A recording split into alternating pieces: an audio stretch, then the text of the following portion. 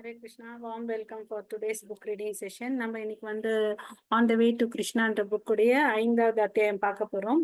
இதை புரிஞ்சுக்க வேண்டிய ஞானத்தை வேண்டிய பகவான் கிருஷ்ணர்கிட்டயும் ஆச்சாரியர்கிட்டயும் பிரார்த்தனை பண்ணிக்கலாம். ஓம் நமோ பகவதே வாசுதேவாய. ஓம் நமோ பகவதே வாசுதேவாய. ஓம் நமோ பகவதே வாசுதேவாய. ஓம் நமோ பகவதே வாசுதேவா.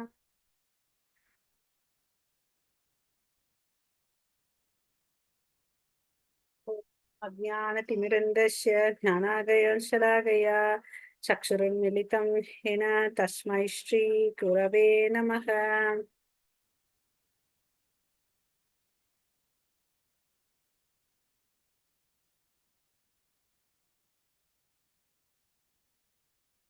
चैतन्यमनोभीष्टं स्थापितं येन भूतले स्वयं रूप कदा मह्यं ददाति स्वपदान्तिकं वन्देऽहं श्रीगुरो श्रीयुतपदकमलं श्रीगुरोन् वैष्णवांश्च श्रीरूपं साग्रजातं सगगन रघुनाथान्वितं तं सजीवं सात्वैदं सावधूतं परिजनसहितं कृष्णचैतन्यदेवं श्री राधाकृष्ण पदां सगगन ललिता श्री विशाखान्वितांस हे कृष्णा करुणा सिन्धु दीनबन्धो जगत्पते गोपेश गोपिका कान्त राधा कान्त नमोऽस्तुते तप्त काञ्चन गौराङ्गी राधे वृन्देवनेश्वरि वृषभानुसुते देवी प्रणमामि हरिप्रिये वाञ्छाकल्पतरुभ्यश्च कृपा सिन्धुभैव च पतितानां पावनेभ्यो वैष्णवेभ्यो नमो नमः.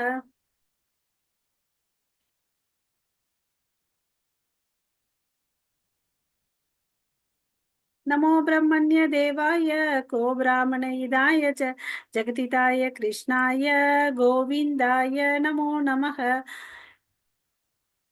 नमो महावादन्याय कृष्ण प्रेम प्रदायते कृष्णाय कृष्ण चैतन्य नाम्ने गौरवत्वेश नमः.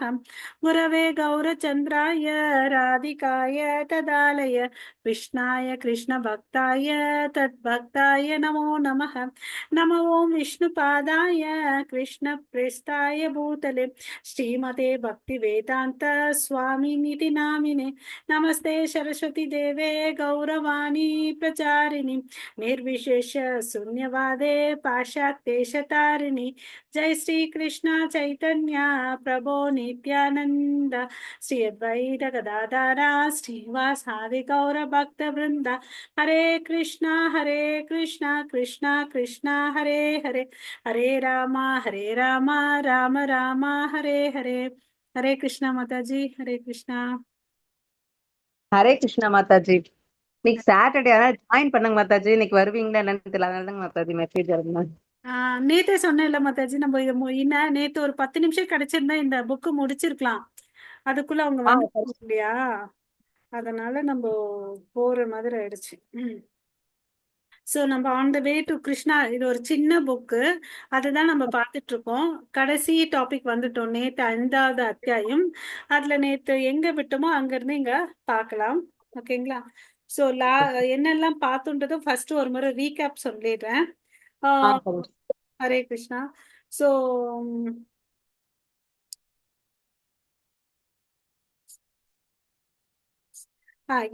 எந்த பக்தர்களோட என்னோட சேவையில ஈடுபட்டிருக்கவங்க அவங்க எல்லாம் பெரிய ஆத்மாக்கள், மகாத்மாக்கள் அப்படின்னு சொல்லிட்டு சொன்னார் நேத்து, இல்லைங்களா?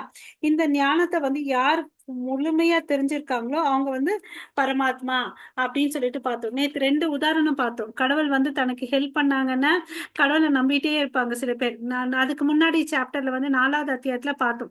4 விதமான மனிதர்கள் கடவுளுக்கு சரணடைவாங்க, 4 விதமான மனிதர் கடவுளுக்கு சரணடைய மாட்டார்கள்னு சொல்லிட்டு பார்த்தோம். அதுல பாத்தீங்கன்னா பொருள் வேணும், கஷ்டத்துல இருக்க, கேள்வி உடையோர், ஞானம் வேண்டும், முழுமையானவர் யாருன்றதை தெரிஞ்சுக்கணும்னு ஆசை இருக்கிறவங்க பாத்தீங்கன்னா அவங்களதான் கிருஷ்ணருக்கு பிடிக்கும் அப்படின்னு சொன்னார், இல்லையா? நேற்று 2 உதாரணம் பார்த்தேன். என்னன்னா, அந்த ஜெர்மன் வார் நடக்கும்போது அந்த மனைவிமார்கள்ல கணவனை காப்பாத்துங்கன்னு சொல்லிட்டு பிரார்த்தனை பண்ணாங்கன்றதை பார்த்தோம், இல்லையா?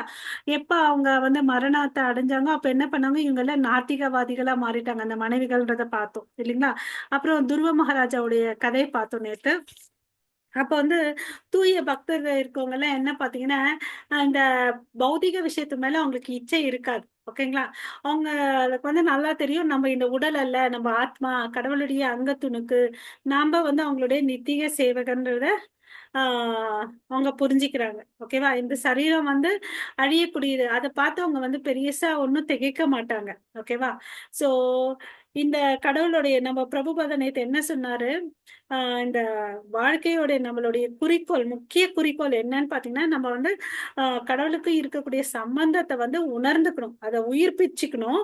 அப்புறம் கடவுளுக்கு லோகத்துக்கு போகணும். அப்புறம் வந்து இஸ்கானுடைய மிஷன் என்னன்னு பாத்தீங்கன்னா, எல்லாரும் அமைதியா வாழணும். இல்லைங்களா? அதுதான் கிருஷ்ண கான்சியஸ்னஸ், எல்லாரும் அமைதியா சந்தோஷமா வாழணும்னு சொல்லிட்டு. அப்புறம் பாத்தீங்கன்னா கடவுள் வந்து பாத்தீங்கன்னா போதியமான எல்லா விஷயங்களும் கொடுத்துருக்காரு. நம்ம என்ன பண்ணணும், இந்த மாடர்ன் சிவிலைசேஷன்ல வந்து இந்த டெக்னாலஜி டெக்னாலஜின்னு போறான். அதனால அவனுக்கு என்ன லாபம்? ஒண்ணுமே இல்லை இல்லையா? பிரச்சனையை தான், பல பிரச்சனைகளை அவன் தான் உருவாக்கிக்கிறான், சேர்த்துக்கிறான். ஓகே.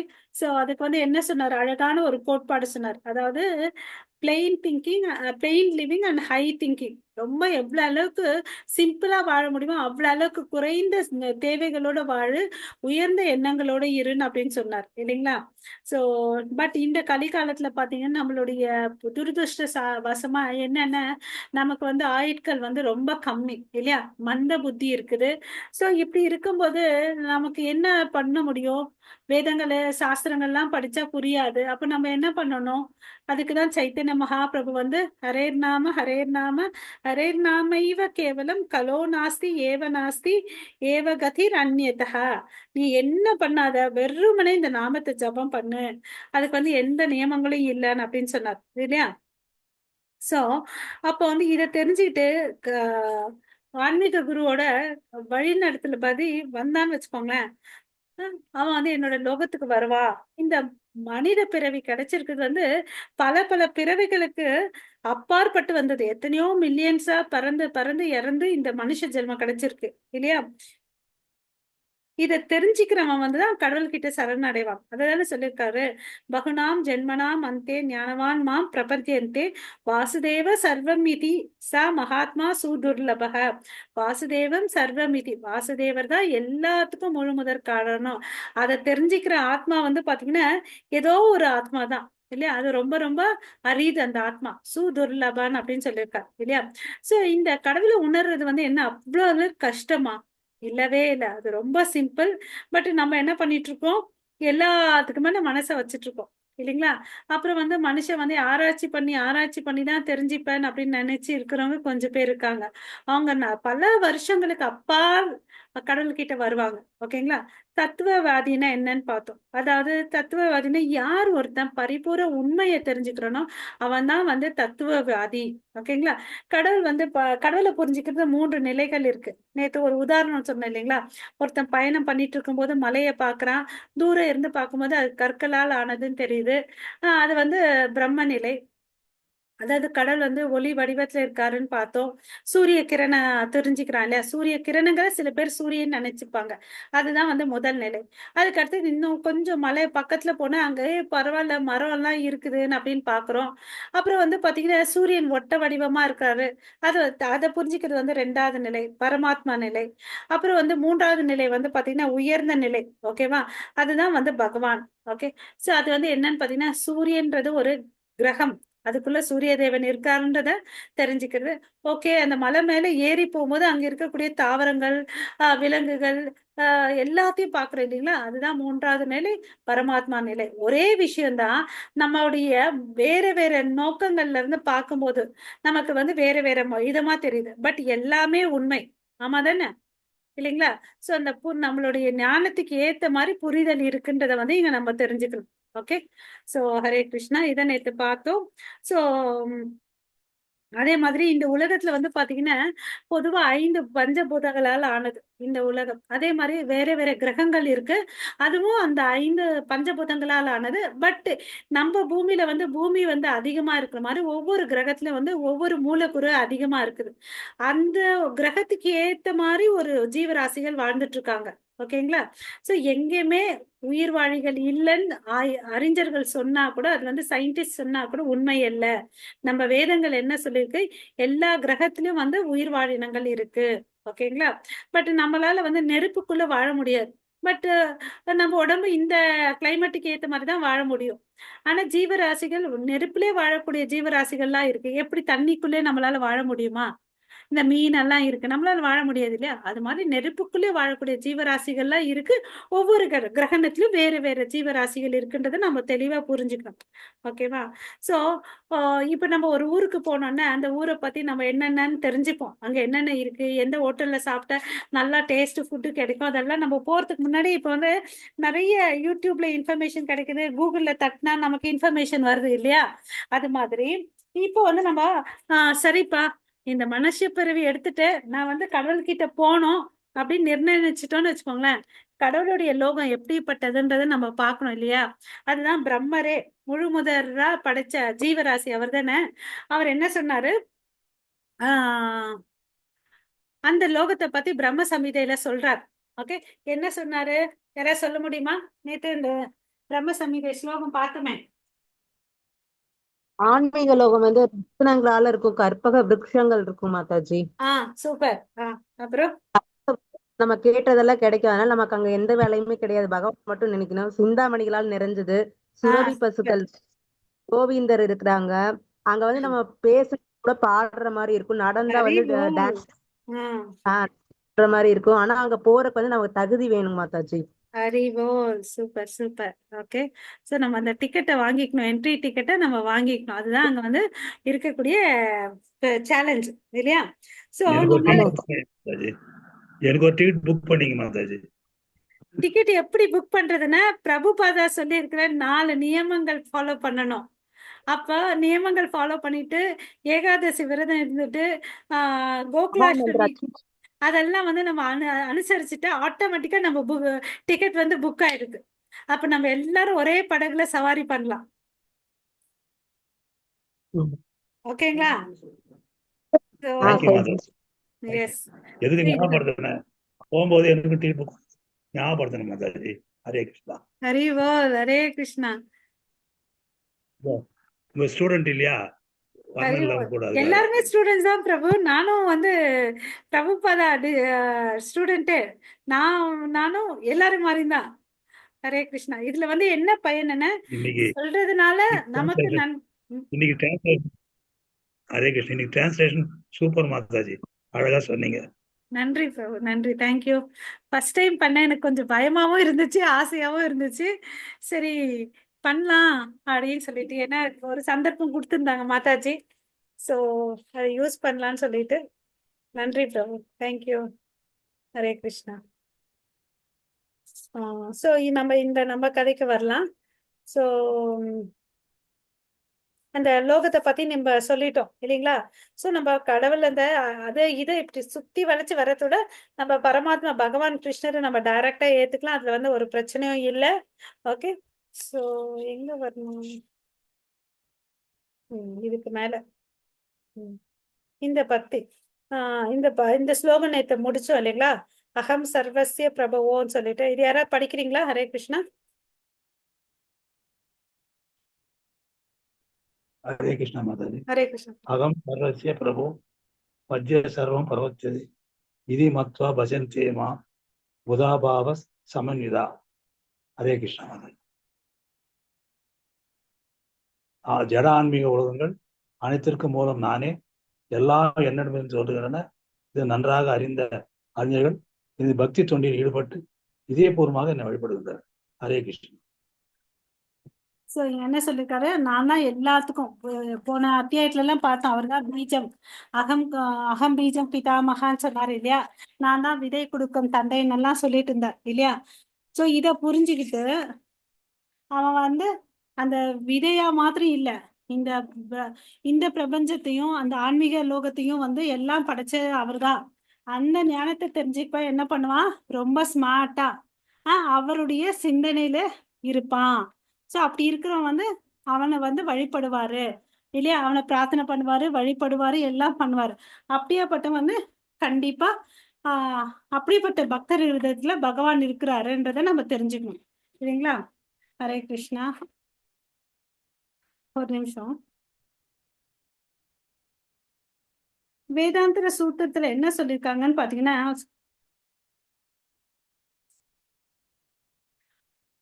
அப்சல்யூட் ட்ரூத், அதாவது தமிழ்ல டிரான்ஸ்லேட் பண்ணிக்கிறேன். பரிபூர்ண உண்மையில இருந்துதான் எல்லாமே பிறந்திருக்கு. அதை வந்து ஒருத்தன் புரிஞ்சுக்கணும்.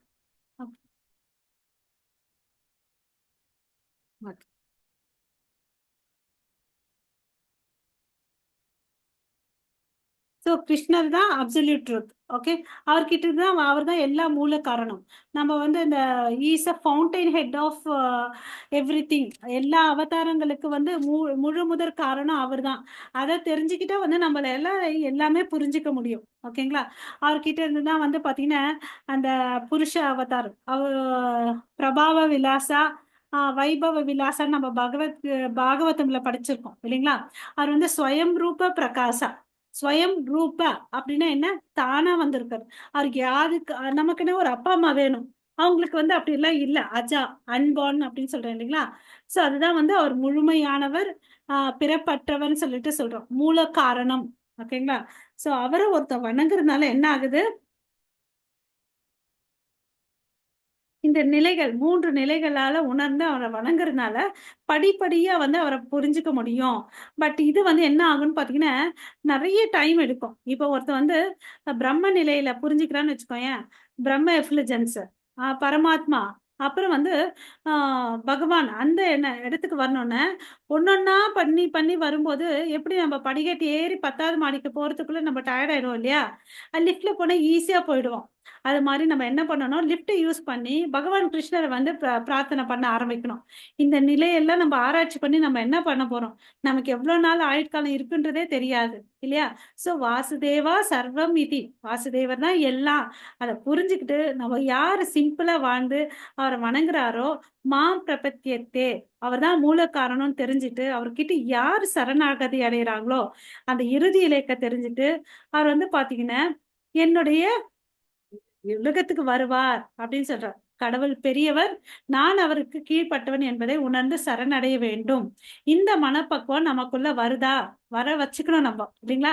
கடவுள் வந்து விபு ஆத்மா, நான் வந்து அணு ஆத்மா. அவர் வந்து பாத்தீங்கன்னா பெரியவர், நான் சின்னவன். அதனால அவர்கிட்ட நான் கீழ்ப்படையணும்ன்ற மனப்பக்குவம் நம்ம கிட்ட வந்துச்சுன்னு வச்சுக்கோங்க, ஆட்டோமேட்டிக்கா நம்ம சரணாகதி அடைஞ்சிருவோம். ஓகேங்களா? அதுக்கு அடுத்தது புத்தி உள்ள வந்து பாத்தீங்கன்னா, இந்த ஞானி என்ன பண்ணுவான்னு பாத்தீங்கன்னா, பல பல பிறவிகளை எடுக்கிறதுக்கு இந்த தகவலை தெரிஞ்சிட்டா அவன் என்ன பண்ணுவான்னா உடனே சரணாகதி அடைஞ்சிருவான். நான் ஏன்பா ட்ரையல் பண்ணணும்? ஏற்கனவே வந்து ஒருத்தவங்க யூஸ் பண்ணியிருக்கிற ரோட நம்ம யூஸ் பண்ணோம்னு வச்சுக்கோங்களேன், நம்ம ஈஸியா போயிடலாம் இல்லையா? இல்ல நான் புதுசா ஒரு கண்டுபிடிக்கிறேன்னு அப்படின்னு சொல்லிட்டு ஏதோ ஒண்ணு பண்ணோம்னு வச்சுக்கோங்களேன், நிறைய நேரம் எடுக்கும் இல்லையா? நிறைய டைம் எடுக்கும். அந்த ரிஸ்க் எல்லாம் எதுக்கு நமக்கு? ஞானிகள் வந்து புத்தி இருக்கிறவங்க இல்லையா, ஒருத்தவங்க அனுபவிக்கிறத பார்த்துட்டு அவங்க வந்து அந்த தவறுகளை செய்ய மாட்டாங்க இல்லையா? நம்ம வந்து முட்டாளா இருந்தோம்னு வச்சுக்கோங்களேன், டிஸ்கவரி பண்ணிட்டு போயிட்டு இருப்போம். ஸோ நம்ம இந்த இடத்துல நம்ம திறமைகளை வந்து புரிஞ்சுக்கணும். நம்ம முட்டாளா இருக்கிறோமா ஞானிகளா இருக்கிறோமான்றத பார்த்துக்கணும். ஆனா இந்த கட்டுண்ட ஆத்மாக்கள் வந்து பாத்தீங்கன்னா இதை வந்து ஃபாலோ பண்ணாது, அஜ்ஞானத்துல இருக்கிறதுனால.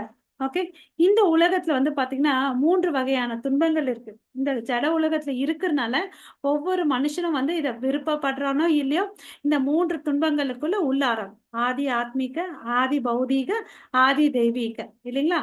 நம்ம மனசால, நம்ம பக்கத்துல இருக்க எல்லா ஜீவராசியால, அப்புறம் வந்து தெய்வத்தால இல்லையா?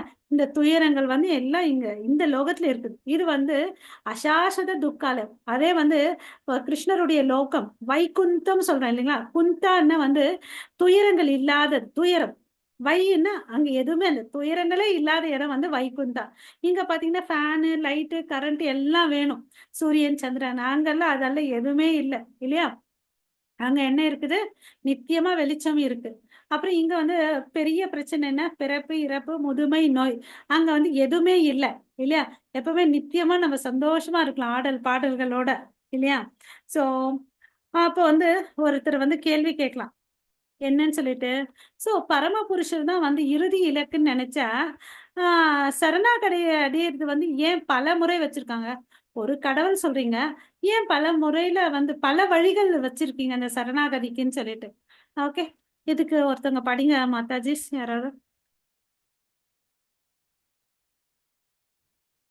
ஹரே கிருஷ்ணா. மாதாஜி.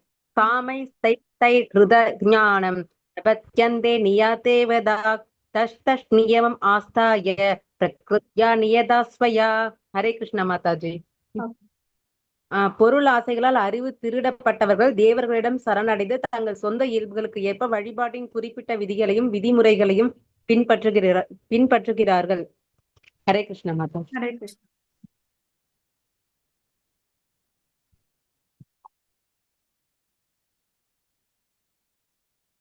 யாருடைய மனசெல்லாம் வந்து அலைப்பாயுதோ, அதாவது பொருள் ஆசைகள் மேல வந்து அலைப்பாயுதோ, அவங்க என்ன பண்றாங்கன்னா சிற்று தேவர்களை வந்து வழிபடுறாங்க, தேவர்களை வந்து வழிபடுறாங்க. அப்புறம் வந்து பாத்தீங்கன்னா அவங்களுடைய சுபாவத்துக்கு ஏத்த மாதிரி அவங்க சில செயல்களை செய்யறோம். நம்ம நேத்து பார்த்தோம் இல்லைங்களா, அதாவது தேவர்களை வழிபடுறவன் தேவ லோகத்துக்கும் போறான், பித்ருக்களை வழிபடுறவன் பித்ரு லோகத்துக்கு போறான், கிருஷ்ணரை வழிபடுற வந்து அவர் இருக்க லோகமான பிருந்தாவனத்துக்கு வரான்றதை நம்ம பார்த்தோம் இல்லைங்களா. சோ இந்த பொருள் இச்சை வந்து அவனை ஏன் வந்து தேவ வழிபடுறாங்கன்னு பாத்தீங்கன்னா, அவர்கிட்ட போனா சீக்கிரமா சாங்ஷன் பண்ணிடுவார். ஆனா அந்த பலன் கூட பாத்தீங்கன்னா தற்காலிகமானதுதான், அது வந்து அவனுக்கு தெரியாது. ஓகேங்களா, தெரியாம அதை வந்து அவன் பண்ணிட்டு இருக்கான். ஹரே கிருஷ்ணா.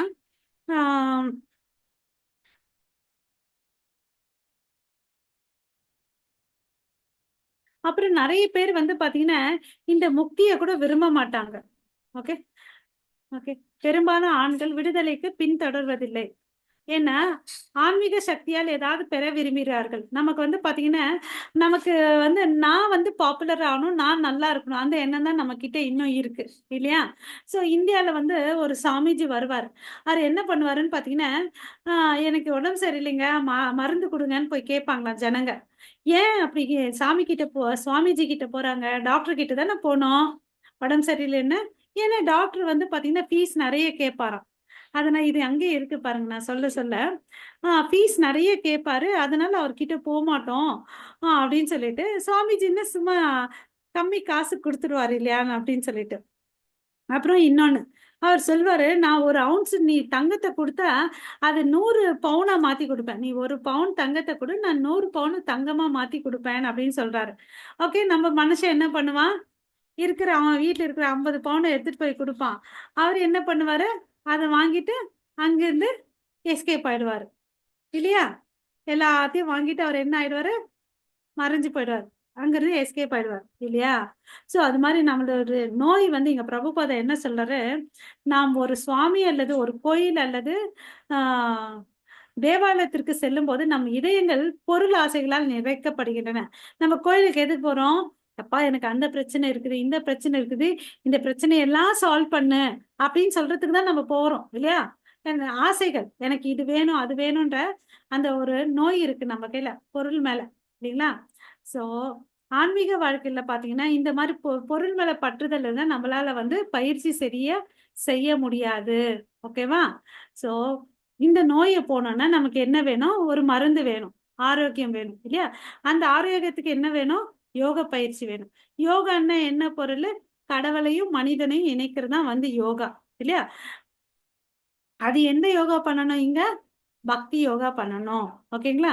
சோ நான் யோகா கிட்ட போறேன், வழக்கமான பயிற்சிகள் சொல்லி கொடுக்குறாங்க, ஒழுங்கப்படுத்த உணவு சாப்பிடுன்னு சொல்லிட்டு. இந்த ஆன்மீக உலகத்துல வந்து பாத்தீங்கன்னா பக்தி யோகா. பொருளாதார உலகத்துல பாத்தீங்கன்னு வச்சுக்கோங்களேன், யோகான்ற வார்த்தைக்கு நமக்கு எல்லாம் என்ன தெரியும், எக்ஸசைஸ்ன்னு சொல்லிட்டு இல்லையா. சோ அப்போ வந்து நம்ம ஏன் இந்த யோகாவை நாட வேண்டும் சொல்லிட்டு இன்னொரு கேள்வி. ஏனென்றால்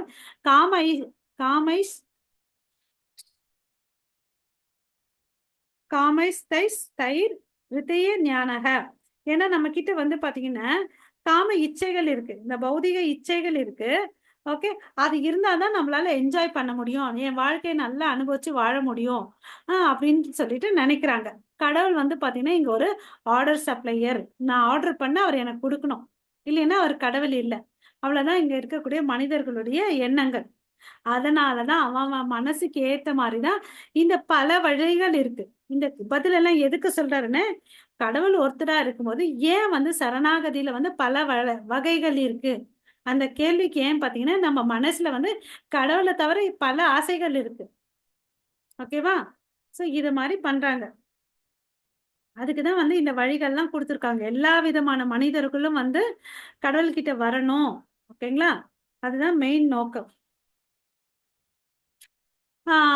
ஏன் இந்த மனிதர்கள் தெய்வ வழிபாடு பண்றாங்கன்னு பாத்தீங்கன்னா, அவங்களுக்கு ஒரு ஐடியா கூட இல்ல.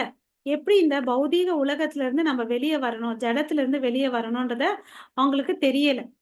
இந்த ஜட உலகத்துல இருந்து எப்படி வெளியே வரணும் அப்படின்னு தெரியல.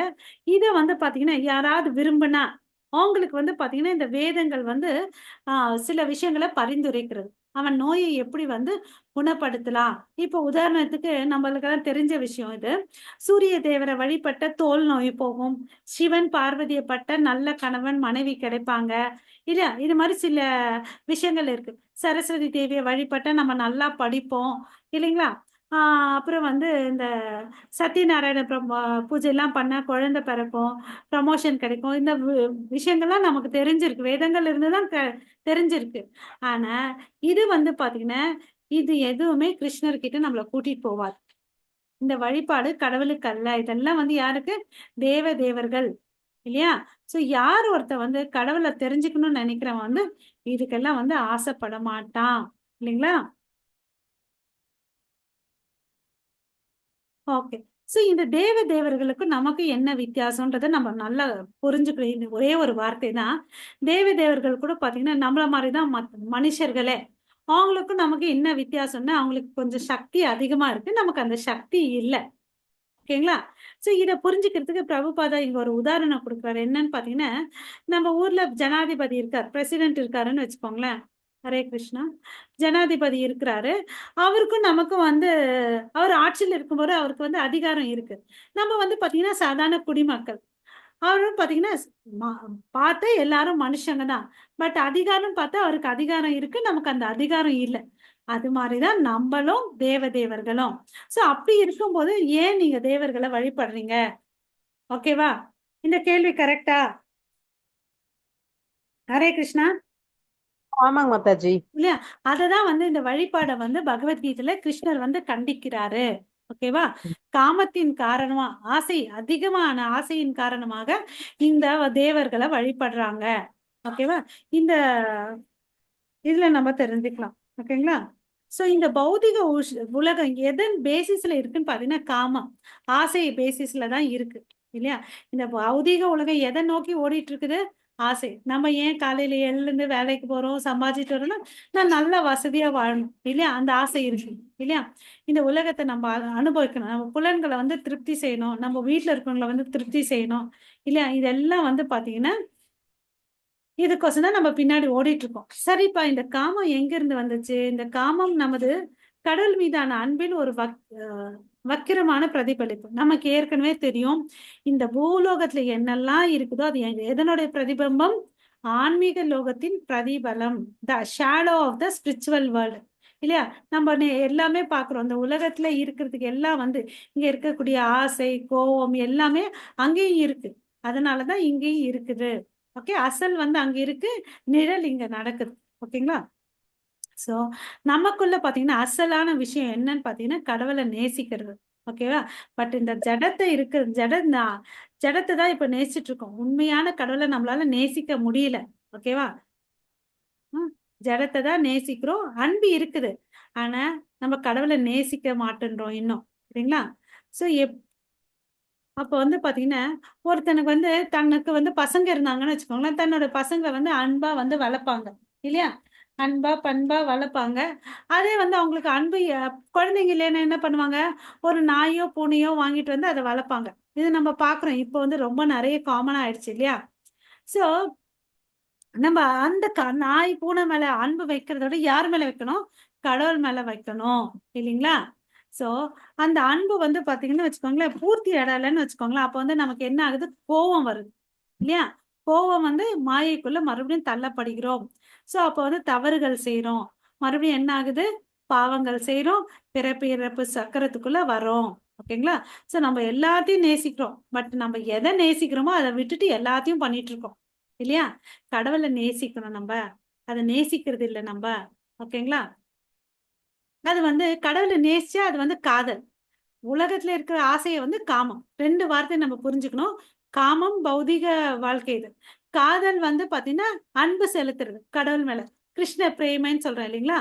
சோ காமம்னா நமக்கு வந்து எனக்கு அது வேணும், அது அடைந்து தீரணும் இல்லைங்களா? அது ஒரு வெறித்தனாங்க. காதல் வந்து அன்பு பரிமாற்றம் இல்லைங்களா? அன்பு. ஓகே. சோ காமத்தின் நாய்களாக மாறியவர்கள் எல்லாம் நல்ல அறிவையும் இழந்து விட்டதாக கூறப்படுகிறது. அதுதான் இந்த ஸ்லோகத்திலோட வரிகள் சொல்றாங்க இல்லையா? காமைஸ் தைஸ் தைர் ரித ஞானான். அதனால அவன் என்ன பண்றான்? தன்னுடைய ஞானத்தை எல்லாத்தையும் அறிவிழுந்துடுறான் அப்படின்னு சொல்றாரு. ஓகேங்களா? சோ தேவர்களை வந்து வழிபடுறதுக்கு பல விதிமுறைகள் இருக்கு. அதை வந்து வேதங்கள்ல சொல்லியிருக்கு. இப்போ ஒருத்தன் வந்து கேள்வி கேட்கலாம், ஏன் வந்து தேவர்களை வழிபடக்கூடாதுன்னு சொல்றீங்க, அது ஏன் அதே வேதங்கள்ல பரிந்துரைக்கிறாங்க? இந்த கேள்வி. ஓகேவா?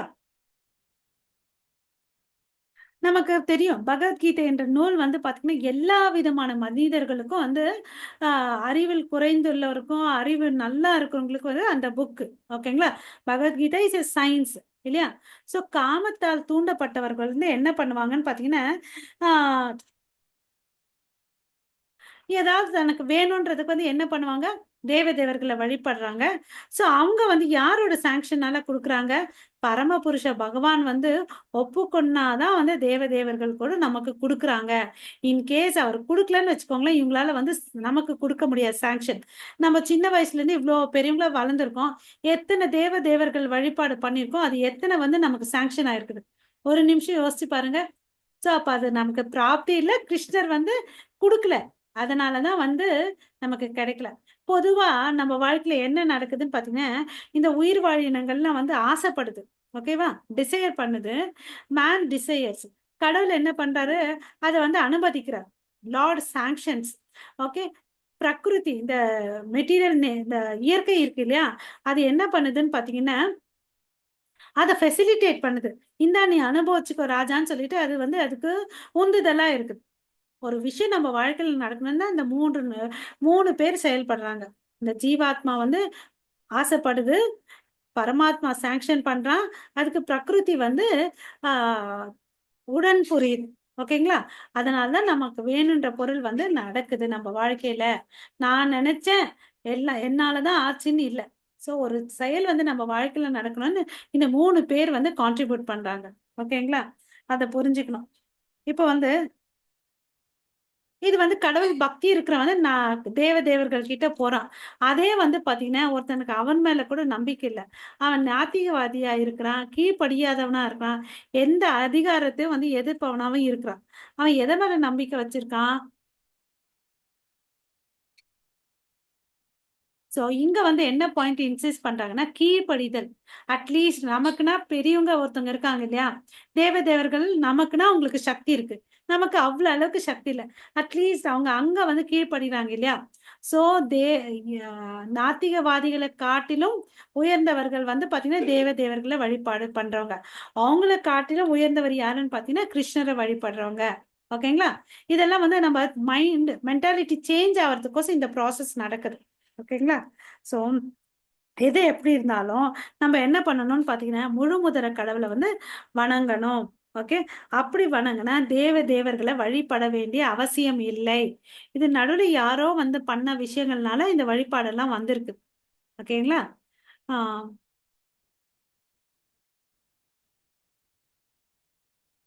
சொன்னா நம்ம இத சொன்ன பாயிண்டே சொல்றாங்க. ஓகேவா? சோ ஒருத்தன் வந்து நிஜமா கிருஷ்ண பரமபுருஷ பகவானுடைய பக்தனா ஆயிட்டான்னு வச்சுக்கோங்களேன், அவன் வந்து பாத்தீங்கன்னா எறும்புக்கு கூட மரியாதை கொடுப்பான். நம்ம அந்த மிருகார ஸ்டோரியில பார்த்தோம் இல்லையா, அவன் எப்படி வந்து மிருகங்களை வந்து பாதி பாதி கொன்னு விட்டான். அதுக்கு பிறகு தன்னோட குரு, ஆன்மீக குரு சொல்லி மாறினா, அவர் ஒரு முறை வரும்போது என் குரு வராருன்னு சொல்லிட்டு போய் கூப்பிட்டுட்டு வர்றதுக்கு போறாரு. அப்ப வந்து தாண்டி தாண்டி போறாரு. என்னடா இப்படி வரேன்னு கேட்டா, இல்ல அங்க எறும்பு போகுதுன்னு சொல்லிட்டு. சோ நம்ம வந்து ஒரு உதாரணம் பாகவதத்துல இருந்தே பாக்குறோம் இல்லையா? சோ அந்த மனப்பக்கம் அவனுக்கு வந்துடுது இல்லையா? சோ எறும்புக்கு கூட தீங்கு செய்யாதவன் எங்க இருந்து தேவர்களை அவமதிக்க போறான்? கண்டிப்பா அவமதிக்க மாட்டான் இல்லைங்களா? சோ இதுல இருந்து அவன் வந்து உயர்ந்தவன்றதை நம்ம தெரிஞ்சுக்கலாம். ஓகே.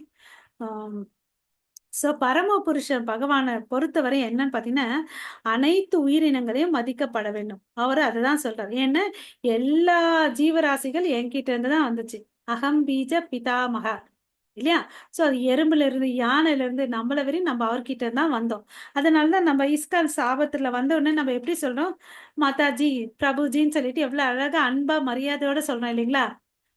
அந்த பழக்கத்தை வந்து பிரபுபாதா வந்து சொல்றார். அங்க இருந்து அதுல இருந்து என்ன தெரியுது? அவங்க எவ்வளவு அளவுக்கு பணிவா இருக்காங்கன்றது தெரியுறாங்க. கீழ்ப்படிதல் வந்து நமக்கு இருக்குது இல்லையா? கீழ்ப்படிதல், பக்தர்களுக்குள்ளேயும் வந்து கருணையும் இருக்குது இல்லையா?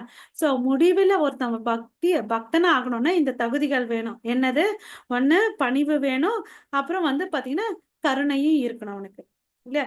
இந்த நல்பண்புகள் வந்துட்டுன்னு வச்சுக்கோங்களேன், ஆட்டோமேட்டிக்கா அவன் வந்து கடவுள் மேல பக்தி செலுத்தி பர்ஃபெக்ட் ஆயிடுவான். ஓகேங்களா? தானாகவே வளரும். பக்தனா ஆயிட்டான்னு வச்சுக்கோங்களேன், இந்த தகுதிகள்லாம் தானா வந்துடுறோம். அப்ப வந்து பாத்தீங்கன்னா அவன் வந்து பரிபூரண நிலைய, முழுமையான பரிபூரண தகுதிக்கு மாறிடுறான் அப்படின்னு சொல்றார். ஓகேங்களா? ஹரே கிருஷ்ணா. இந்த ஸ்லோகம் வாசிங்க.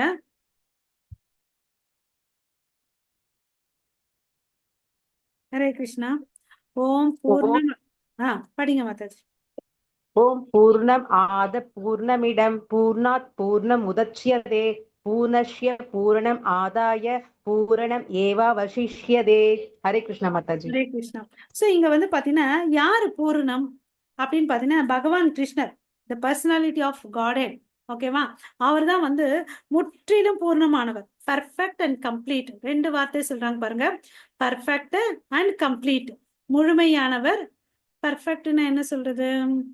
முழுமை, ஆளுமை இல்லையா? பர்ஃபெக்ட்னு கரெக்டா இருக்கிறவர் இல்லையா? பர்ஃபெக்ட் அண்ட் முழுமையான், முழுமையானவர் இல்லையா? அப்புறம் வந்து பாத்தீங்கன்னா அவர் வந்து கம்ப்ளீட்லி பர்ஃபெக்ட்னு சொல்றாங்க. எல்லாமே அவர்கிட்ட இருந்து தான் வந்துச்சு. அப்படின்னா நம்ம ஒரு கேக் வாங்கிட்டு வரோம், கட் பண்ணி ஒரு பீஸ் ஒருத்தங்க கொடுத்தோன்னு வச்சுக்கோங்களேன், அது முக்காவாசி இருக்குமா இல்ல முழுமையா இருக்குமா அந்த கேக்கு? கட் பண்ணி வாங்கிட்டு வந்தா கொஞ்சம் பாதி இல்ல மாதாஜி, நம்ம முழு கேக் வாங்கிட்டு வந்தோம். இப்ப கால் பாகம் கட் பண்ணி ஒருத்தங்களுக்கு கொடுத்துட்டோம். அப்ப அந்த கேக் முக்காவாசி இருக்குமா முழுமையா இருக்குமா? 75% தான். முக்காவாசி தான் இருக்கு. ஆனா கடவுள் வந்து பாத்தீங்கன்னா அவர்கிட்ட இருந்து பல விரிவங்கள் வருது. இந்த எல்லாமே அவர்கிட்ட இருந்து தான் வருது. ஓகேவா? அப்படி இருந்தா கூட அவர் வந்து எப்படி இருக்காரு?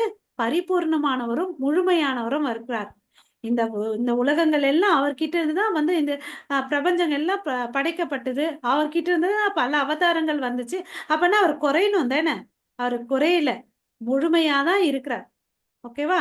நம்ம ஈவன் பாத்தீங்கன்னா நம்ம எல்லாருமே அவருடைய அங்கத்துனுக்கு, நம்ம இந்த விலங்கு எல்லாமே, ஈவன் தேவர்கள் எல்லாம் பாத்தீங்கன்னா அவருடைய அங்கத்துனுக்கு இருந்தாலும் அவர் வந்து எப்படி இருக்காரு? முழுமையாதான் இருக்கிறாரு. ஓகேங்களா? இந்த இந்த எக்ஸாம்பிள் வச்சு நம்ம அவரை புரிஞ்சுக்கணும் மாதாஜி. ஹரே கிருஷ்ணா. இந்த பாயிண்ட் புரியுதுங்களா? மாதாஜி, கடவுள் வந்து எவ்வளவு அருள் மத்தவங்களுக்கு கொடுத்தாலும் அவர்கிட்ட இருந்து குறையாது. நமக்கு ஒரு பரிபூர்ணமானவர் தான், அவர்கிட்ட இருந்து எதுவுமே குறையாதுன்னு சொல்லியிருக்காரு மாதாஜி. முழுமையாகவும் சமநிலையாவும் இருக்கிறாரு. எல்லாருக்கும் சமநிலையா தான் இருக்கிறாருன்றத நம்ம இந்த இடத்துல எடுத்துக்கணும். ஓகேங்களா? சரி மாதாஜி. ஓகே. அப்புறம் வந்து பாத்தீங்கன்னா நம்ம இந்த பூலோகத்துக்கு வந்துட்டோம். இந்த ஜடலோகத்துல வந்து பாத்தீங்கன்னா மாசுக்கள் இருக்கு. அந்த மாசுக்கள் படிந்ததுனால நம்ம என்ன பண்ணோம்? நம்ம அதோடைய அசலான ரோல் பிளே வந்து மறந்துட்டோம். நம்ம அசலான நிலையை வந்து மறந்துட்டோம். அதாவது நான் அவனுடைய கடவுளுடைய அங்கத்துணுக்கு, அவனுடைய நித்திய சேவகன்றது எல்லாத்தையும் மறந்துட்டோம். ஓகே. பட் அதே வந்து இந்த கிருஷ்ண உணர்வை எடுத்துட்டோம்னு வச்சுக்கோங்களேன், நம்மளும் அவர்கிட்ட வந்து அவர் பெர்ஃபெக்ட், அதனால நம்மளும் பெர்ஃபெக்ட் ஆகலாம், சரியானவராக ஆக முடியும். ஓகேங்களா? சோ இதனால சரியானவரா ஆனா நமக்கு என்ன கிடைக்கும்? சந்தோஷம் கிடைக்கும். அப்புறம் இந்த பௌதிக வாழ்க்கையை விட்டு போகும்போது கடவுளுடைய ராஜ்யத்துல போலாம். அங்க போன என்ன வாழ்க்கை கிடைக்கும்? நித்திய வாழ்க்கை, பேரின்பம். இன்பம் கூட இல்ல, பேரின்பம், முழு அறிவு கிடைக்கும். இங்க எல்லாம் பாத்தீங்கன்னா நித்திய வாழ்க்கை இல்ல, சிக்கலான வாழ்க்கை. இங்க இன்பம் கிடைக்கிறதே பெரிய விஷயம். அங்க வந்து பாத்தீங்கன்னா பேரின்பம். இங்க அறிவு இருக்குது பாத்தீங்கன்னா அரகுற அறிவு. அங்க போனா முழு அறிவு இருக்கக்கூடிய அந்த ராஜ்யத்துல நமக்கு போகக்கூடிய தகுதி வருதுன்னு சொல்லிட்டு இங்க பிரபுபாதா வந்து முடிக்கிறாரு. நம்ம இந்த புக்கை வந்து கம்ப்ளீட் பண்ணிட்டோம். ஸ்ரீல பிரபுபாதுக்கு ஜெய். ஓகேங்களா? சோ வாஞ்சா கல்பதருப்யஷ கிருபா சிந்து பயவச்ச பதிதானாம் பாவனேப்யோ வைஷ்ணவேப்யோ நமோ நமः. அனந்த கோடி வைஷ்ணவ பிருந்த கி ஜெய். நமாச்சாரியர் ஹரிதாஸ் தாக்கூர் கி ஜெய். ஜெகத்குரு ஸ்ரீல பிரபுபாதுக்கு ஜெய். நிதாய் கௌரவ் பிரேமானந்தே. ஹரி ஹரி போல். ஹரே கிருஷ்ணா. ஹரே கிருஷ்ணா மாதாஜி. ஹரே ரொம்ப கிருஷ்ணா. அழகா இருந்துச்சு. ஓகே பிரபு மாதாஜி. ஹரே கிருஷ்ண மாதாஜி. ஹரே வாழ்க கிருஷ்ணா. வளமுடன். வாழ்க வளமுடன். ஹரே கிருஷ்ணா.